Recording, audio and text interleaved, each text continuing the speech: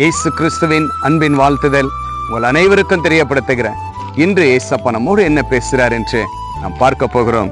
ஏசாயா 58:9 நீ கூப்பிடுவாய், கர்த்தர் மறு உத்தரவு கொடுப்பார். இன்னைக்கு எங்கெல்லாம் நீங்க கூப்பிட்டு இருப்பீங்க?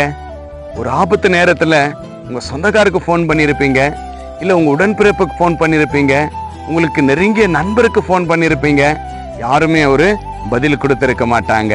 ஆனா அந்த காதுல அவங்களுக்கு விழுந்திருந்தாலும் உங்களை கண்டுக்கிருக்க மாட்டாங்க. ஆனா ஆண்டவர் சொல்றாரு, மகனே மகளே, ஏன் கலங்குற?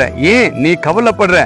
என்ன நோக்கி நீ கூப்பிடு, உனக்கு நான் மறு உத்தரவு கொடுப்பேன். உன் சூழ்நிலையை மாற்றி கொடுப்பேன், உன் துக்கத்தை போப்பேன், உன் கண்ணீரை துடைப்பேன். நானு நீ முதலாவது என்ன நோக்கி கூப்பிடு மகனே, என் மேல விசுவாசி என்று ஆண்டவர் உங்களை பார்த்து சொல்லக்கூடிய ஒரு வார்த்தையா இருக்கிறாரு. இன்றைக்கு ஒரு முடிவெடுங்க. நான் யாரையும் கூப்பிட மாட்டேன். எந்த சூழ்நிலையா இருந்தாலும் என் ஆண்டவராகிய இரட்சகர் இயேசு கிறிஸ்துவை நான் முதலாவது கூப்பிடுவேன். கர்த்தர் எனக்கு மறு உத்தரவு கொடுப்பார் என்று விசுவாசத்தோடு நீங்க கர்த்தரை நோக்கி பாருங்க. கர்த்தர் நிச்சயமா நீங்க எதை நினைச்சு கூப்பிட்டீங்களோ, எந்த தேவைகளை கூப்பிட்டீங்களோ, எந்த சூழ்நிலையில நீங்க கூப்பிட்டீங்களோ, கர்த்தர் உங்களுக்கு மறு உத்தரவு கொடுப்பார். விசுவாசிக்கிறீங்களா? நாம் செபிக்கலாம்.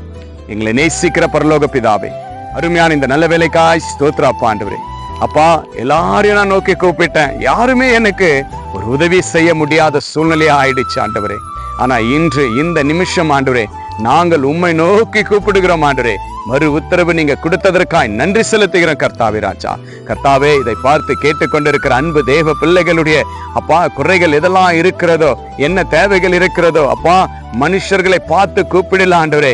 இப்பொழுது விசுவாசத்தோடு உம்முடைய பிள்ளைகள் உம்மை நோக்கி பார்க்கும் பொழுது உம்முடைய பிள்ளைகளுக்கு மறு உத்தரவு இப்பொழுதே நீங்கள் அருள் செய்யுங்க கர்த்தாவே ராஜா. அது எப்படியாப்பட்ட நெருக்கமா இருந்தாலும், அது எப்படியாப்பட்ட ஆழமா இருந்தாலும், அது எப்படியாப்பட்ட சூழ்நிலையா இருந்தாலும், கர்த்தாவே உம்மை நோக்கி கூப்பிடுகிற உம்முடைய பிள்ளைகளுக்கு இந்த நிமிஷமே நீங்கள் மறு உத்தரவு கொடுத்ததற்காக நன்றி செலுத்துகிறப்பா.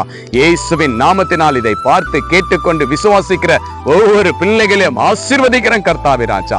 நீர் மறு உத்தரவு கொடுத்து ஆசீர்வதிக்கும்படி இயேசுவின் நாமத்தினால் கேட்கிற நல்ல பிதாவே, ஆமேன் ஆமேன்.